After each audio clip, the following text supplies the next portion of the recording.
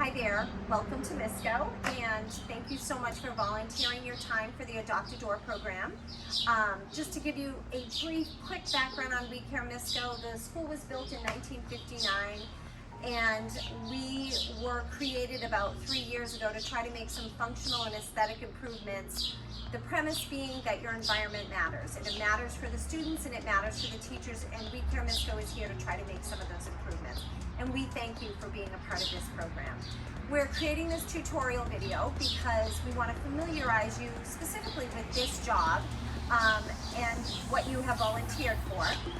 The area, what to expect when you come into the school, what you need to bring with you. We're going to lead you right down the hallway to the area that we're going to be working, talk a little bit about the kits that you're going to be given, as well as the exact painting process. So if you watch this video and you have any questions, you can reach out to us at wecaremiscoe@gmail.com, and we're happy to help you. A couple of things to note before we head into the building. You will need your license because there is a check-in process, and when you do check into the school, you should let them know that you're here for the WE CARE Miscoe AdoptADoor program. A little bit about COVID procedures. We're at a point now with COVID, thankfully, that you can enter the building maskless if you so choose, or if you feel better about wearing a mask, that is fine too. If students are in the building and near you, which is very unlikely, we do ask that you have a mask on you to mask up if they come into your space. The project itself is a great social distancing project because the doors are so far apart. So you will probably be by yourself or with one other person, and you should feel pretty safe that you're not going to be right on top of somebody doing your work. So let's start off with the check-in process. So behind you there are two sets of doors, two sets of double doors. On the left are the buzzing in doors. You'll need to be buzzed in if the doors are locked. When school is in summer session, the doors will be locked. So you will need to buzz the door, and again, just let them know you're here for WE CARE Miscoe AdoptADoor program. Sometimes when the students aren't in the building, the right-hand set of doors will be unlocked and often open. If that's the case, you're more than welcome to just walk in. But either way, we ask that you check in with the main office. So come with me, we're going to go in through the unlocked doors, and I'm going to lead you through the next step of the process. So this is the lobby, and there's a lot of different hallways leading off the lobby. But you want to go directly to the main office and check in with, I believe it's going to be Beth and Angela working the front office. We have Raptor to sign you in. That's why you're going to need your license. They want to have a record of everybody who's in the building, and when you leave, you'll have to check out as well. So once you've checked in, we're going to head down the hallway and bring you to the area that we will be painting. Come with me.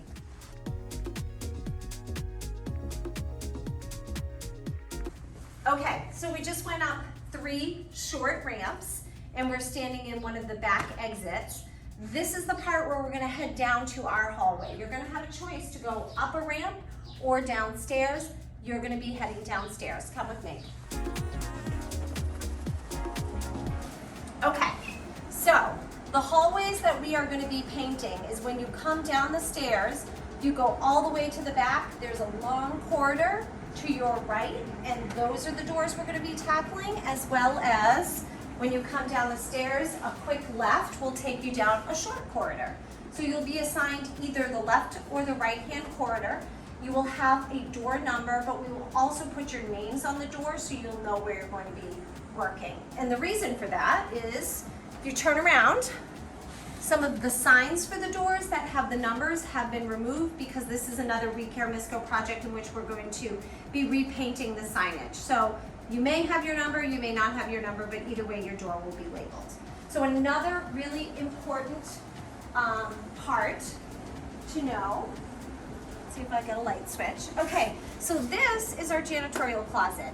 And the most important part, if you want to come in, Jack, there's a slop sink in here. So when you're wetting rags to prepare for your painting, or you're cleaning your brushes afterwards, this is where you're going to come. And one thing that I'd like to point out, and I speak from experience, is that there's a lot of pressure behind these water spigots, so be careful because you will soak yourself.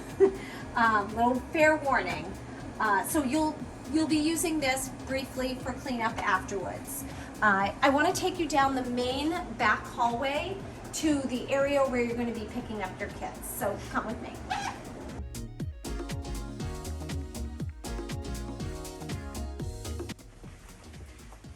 Okay, once you go through the last set of, or it's the only set of double doors actually, you're going to look on your left, and this is the bowling alley. We do not have a sign here right now, but we'll put here a sign here that says We Care Miscoe, so you'll know where you're going, because it is at the end of the hallway.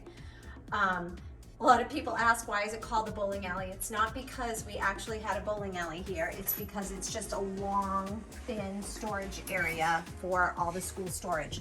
We Care Miscoe storage is right here. So we have this cabinet.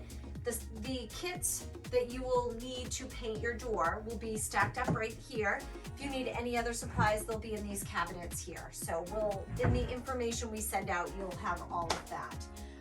So this is the bowling alley, and this is where the kits are kept, and this is where you're going to get your kit and return your kit.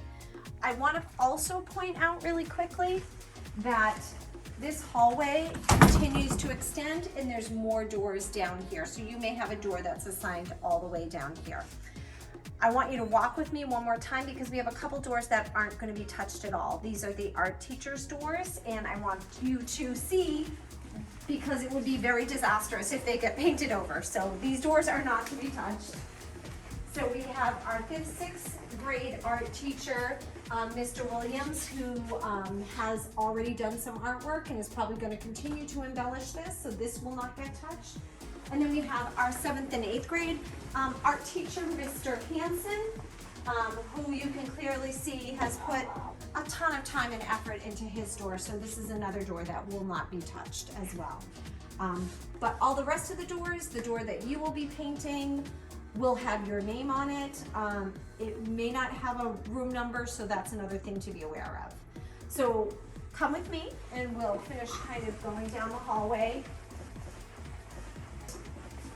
I also wanted to tell you, this is kind of where my part ends and the painting tutorial starts.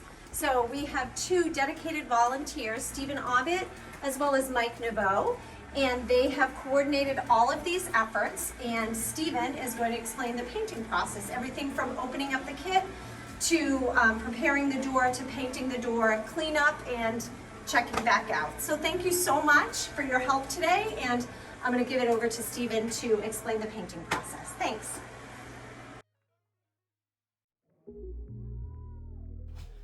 Thanks for painting doors. This is what a door looks like.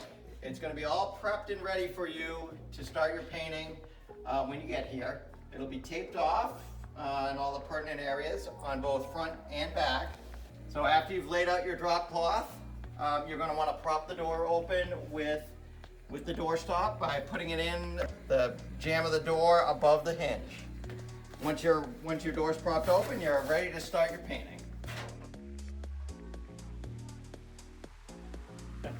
So when you're ready to start your painting, you have all your equipment laid out. For the time being, you want to put aside some of the trays, the rollers, because you're going to start by cutting in. When you cut in, you're going to take your paint jug and put in about 1.5 cups of paint. So it turns out 1.5 cups is too much is more than enough for the cut in. You can probably get away with about 1/2 cup on your initial pouring in of the paint for cutting in. Do everything over the drop cloth, please. Keep it neat. Make sure you close up your paint. You don't want any accidents. You'll use your 2-inch brush to start cutting in. So cutting in means to go to the tighter areas of your painting surfaces, around the hinges, inside the windows, around the door handles,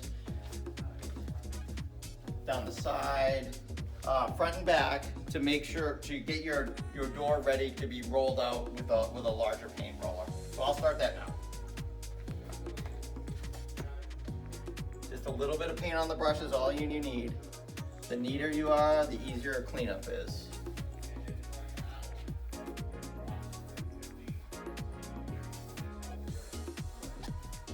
just about finished up here. We cut in the top, all around the door closer, all down the sides, and near the bottom as well as all around the door handle, so that when you're able to roll, you're not going to be hitting this door handle. However, if you do happen to hit the door handle, grab your rag, wipe it off. Same thing anywhere else where it looks like you kind of went a little wild with the paint. And one thing to note is we're not doing the frames as part of the doors. However, if you do get a little paint on it, don't worry about it, not a big deal. So next thing we're going to start to do is we're going to finish up with our supplies here for the cutting in, and we'll move over to the actual rolling part of the project. So you'll bring your painting tray and its liner onto the drop cloth. Pour in any excess paint from the cut-in. Once as much of the paint is into the tray as you can get, put your equipment aside on the drop cloth and pour some paint into the roller tray. You can just about fill the little vessel at the front. Not too much. Make sure you close up your paint. Now you're ready to roll. You have your 9-inch roller. You want to get paint on the entire roller, but make sure that you're rolling it to get off any excess paint, because excess paint will cause drips on the door. So when you get the roller looks good, this looks about right, you can start rolling, and you want to go slow, not too fast. You don't want to splash too much paint, and it should go pretty quick, maybe a couple minutes per side of the door. So I'll work on that now, and we'll pick it up after. Nice.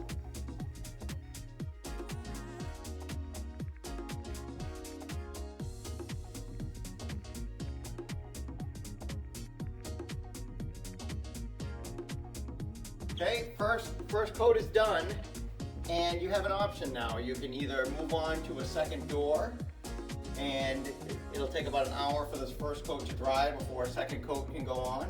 Or if you're ready to clean up, what you want to do first is you want to kind of inspect your door to make sure that there's no drips or spots where you miss coverage, and just kind of give it a once over. If there's any spots you need to wipe down, you know, on the handle or maybe on the hinge over here or whatever,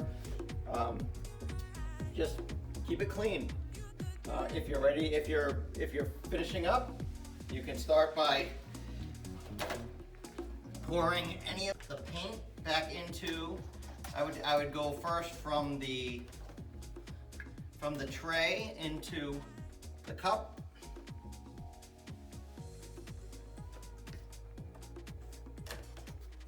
Then from the cup back into the container.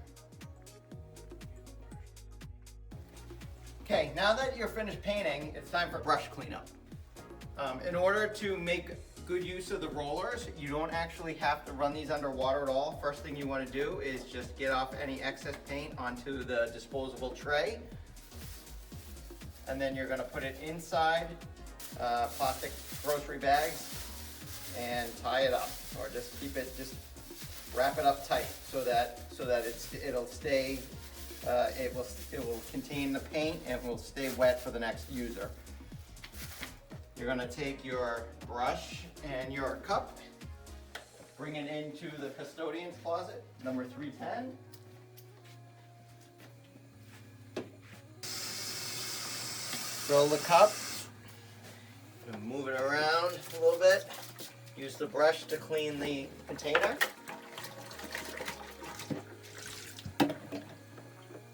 And if you do it a couple times, it should be fine.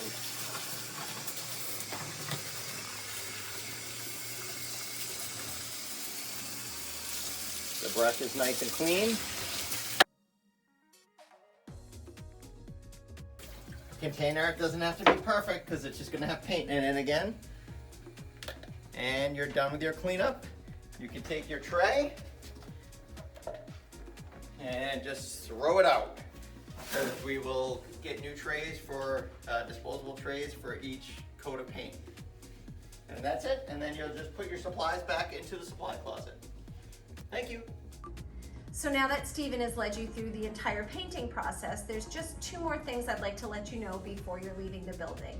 The first one is that we have a fantastic custodial staff here, and they are more than willing to help you should you encounter any problems while you're painting.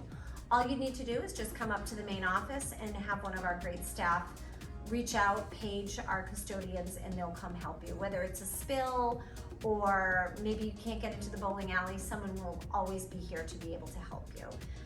The second thing that I want to tell you before you take off from volunteering, make sure you check out at the front office so that they'll know that you have left the building and have an accurate count and of who is here.